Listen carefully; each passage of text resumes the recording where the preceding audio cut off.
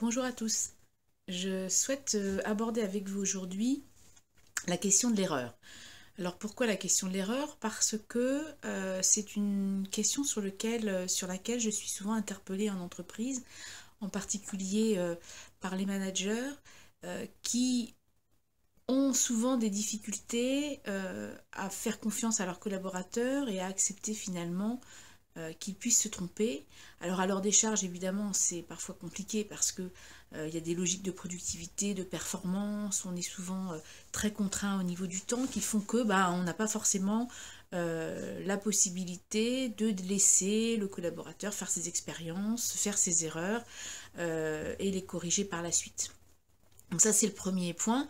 Et puis par ailleurs, dans le cadre de mes consultations privées, que ce soit coaching ou thérapie, cette question-là est souvent abordée, alors pas forcément de façon directe, mais à travers la question de la culpabilité et de se dire, voilà, j'ai fait une bêtise, j'ai fait un truc que j'aurais pas dû faire, et je me sens coupable, et comment je peux faire pour sortir de ce sentiment de culpabilité. Donc j'avais envie, dans un premier temps, de mettre en perspective la notion d'erreur par rapport à la question de la faute, voilà, quelles sont leurs spécificités, mais aussi ce qui les différencie, et puis ensuite revenir sur les effets bénéfiques de l'erreur, parce que pour moi l'erreur est quelque chose de positif, donc je vous dirai pourquoi et en quoi, et puis je terminerai par deux témoignages, vous verrez, qui, là encore, vont plutôt dans le sens de repositiver, si je puis dire, ou de redonner ces lettres de noblesse à l'erreur. Alors,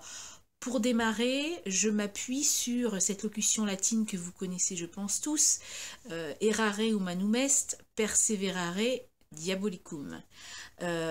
Cette locution latine veut dire l'erreur est humaine, et l'entêtement dans l'erreur, bien sûr, est diabolique. Alors, premier point, je voulais donc faire le distinguo entre l'erreur et la faute. Alors, la faute vient du latin falsus, qui veut dire faux, hein, quelque chose qui est faux, donc qui n'est pas vrai, hein, qui est faux. La faute, c'est renvoie, en tout cas, ou fait référence à un manquement, à une règle, à une norme. On dira, par exemple, cette personne fait une faute de goût, ou cette personne fait une faute d'orthographe. Et la notion de faute renvoie, je pense, au péché originel dans notre culture judéo-chrétienne, et elle est moralement, négativement connotée dans notre inconscient collectif. Et effectivement, la faute amène en général un sentiment de culpabilité. L'erreur, à l'inverse, vient du mot error, toujours en latin, d'où l'incertitude et l'ignorance, puisque error veut dire errer, hein, comme une âme en peine qui errerait, voilà, hein, donc incertitude, ignorance, et il y a erreur en fait quand la réponse, le résultat ou le comportement que l'on observe ne correspond pas à ce qui était attendu. Donc on est là de l'ordre de la méprise, de l'action inconsidérée, du défaut de jugement, et on parlera par exemple d'erreur judiciaire ou d'erreur d'appréciation.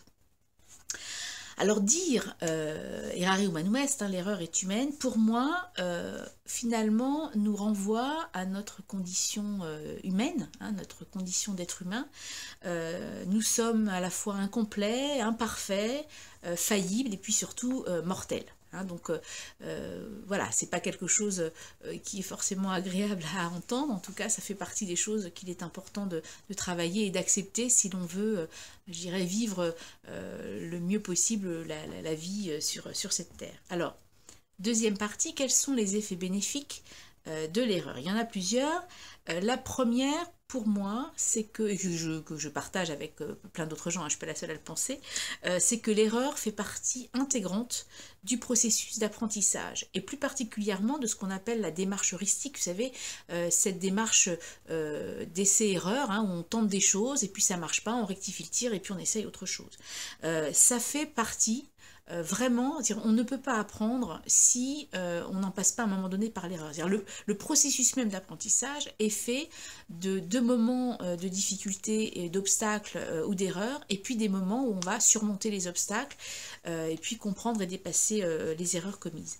Ça, c'est le premier point. Le deuxième point, c'est que l'erreur a ceci d'intéressant, c'est qu'elle permet en fait à l'humain de développer des compétences spécifiques extrêmement utiles en fait dans la vie de tous les jours. Elle permet de développer l'humilité. Bah oui, à un moment donné, je me suis trompée, j'ai mis un pied à terre, voilà, je l'accepte en toute humilité et donc je suis prêt à me remettre en cause et à tenter autre chose. La persévérance, hein, parce que bah, évidemment, hein, si au premier obstacle, à la première erreur, j'abandonne, il est clair que je n'irai pas très loin. Et puis ça permet de développer aussi l'esprit scientifique, parce que finalement, quand je me trompe, il faut que d'abord j'atteste, que je constate, que j'observe effectivement il y a erreur, que je comprenne quelle est l'erreur, donc je fasse un petit travail un peu d'introspection, d'analyse, de réflexion. Les conclusions de cette observation vont m'amener à faire des hypothèses, hein, qu'est-ce qui n'a pas marché, qu'est-ce qui pourrait marcher différemment, et puis ensuite évidemment de repartir, je dirais, au combat, j'allais dire, bon, c'est pas un combat, mais de me relever et puis de tester mes hypothèses, c'est-à-dire, voilà, je teste l'hypothèse, je vois si ça marche mieux ou pas, voilà, donc là aussi de procéder par essai-erreur. Donc ça, c'est aussi l'esprit scientifique, donc c'est extrêmement intéressant, même si ça se fait de façon inconsciente, mais en tout cas, ça permet vraiment de développer toutes ces compétences-là. Et puis, sur le plan psychique, c'est très important l'erreur, parce que ça nous permet de sortir de la toute-puissance, qui pourrait laisser penser que le monde est à nous, qu'on peut faire ce qu'on veut, comme on veut, sans contrainte, sans obstacle. Eh bien non, l'erreur, c'est aussi une forme d'intrusion du réel. À un moment donné, le réel se rappelle à nous et nous dit, ben non, il y a des choses que tu ne peux pas faire, tu as aussi des limites, le réel te résiste, et donc tu dois en tenir compte, donc tenir compte aussi de l'autre, hein, de l'autre avec un grand A, de l'autre, de l'altérité, du contexte, de ce que le réel finalement nous dit.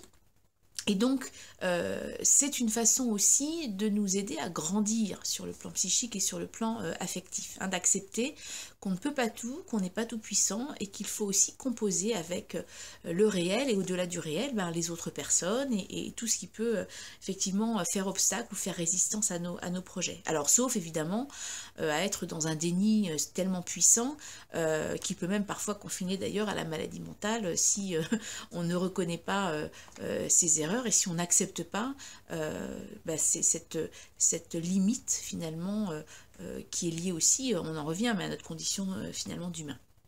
Alors pour terminer, et un peu pour l'anecdote, je vous propose deux exemples de situations réelles, hein, qui montrent que l'erreur peut aussi conduire à des percées, je dirais créatives. En tout cas, elles ont aussi elle a aussi l'erreur vocation parfois de nous permettre de faire de belles inventions. Alors la première, c'est la tarte tatin, vous connaissez probablement, qui en fait est née des suites d'une maladresse d'une des sœurs Tatin, qui était aubergiste en Sologne dans les environs de 1898.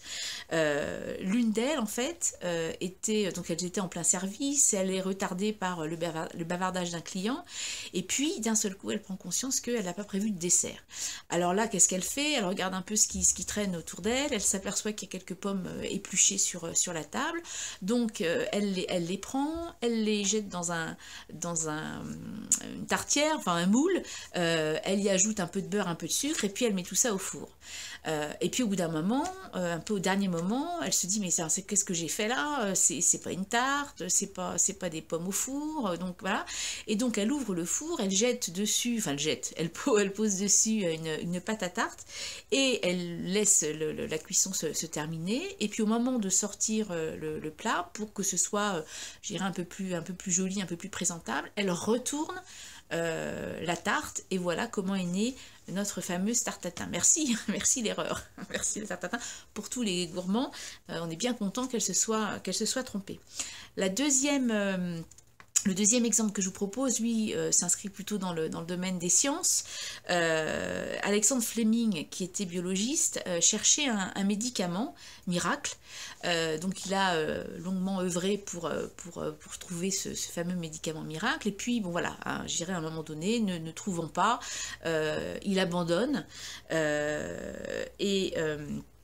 Dans une des boîtes à pétri, qui sont les boîtes dans lesquelles on fait des cultures en biologie, qu'il avait écarté, qu'il avait mis de côté parce qu'il avait abandonné ses recherches, il s'aperçoit, en fait, il voit dans cette boîte à pétri une moisissure et il observe cela et il observe que cette moisissure a dissous toutes les bactéries qui sont autour d'elle. Il isole la moisissure et il observe alors qu'elle contient un puissant antibiotique. Merci, l'erreur, et c'est comme ça qu'est née la pénicilline. Vous voyez comme c'est intéressant. Donc, voilà, j'ai envie de dire merci l'erreur, et oui, l'erreur est nécessaire pour apprendre, pour grandir, pour se bonifier, bien sûr. Et donc c'est important de savoir tirer les enseignements de ces erreurs. Par contre, bien sûr, et c'est ce que nous dit la locution latine, même si l'erreur a des vertus, s'enferrer dans son erreur, s'entêter, n'est pas forcément quelque chose de recommandé. Voilà ce que je souhaitais vous dire aujourd'hui sur les questions de fautes, erreurs, mais surtout de comprendre que l'erreur, et d'entendre que l'erreur est quelque chose de positif si on sait en tirer le meilleur parti. Au revoir à tous, à bientôt.